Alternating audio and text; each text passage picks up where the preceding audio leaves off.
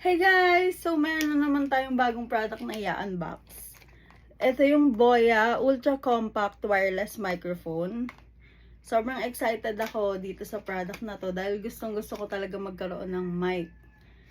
Para hindi mo naririnig yung paligid. Pag maingay sa labas, hindi naririnig sa video. Nabili ko to sa Lazada for 1,900, almost 1,900. Ito yung laman niya sa loob.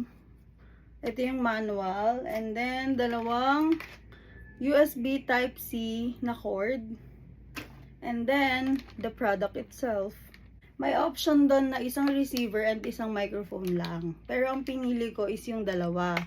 Kasi, ang gusto ko sa kanya is pwede siyang mag-record ng sabay. So, pag meron kang kasama, ipagamit mo sa kanya yung isang mic.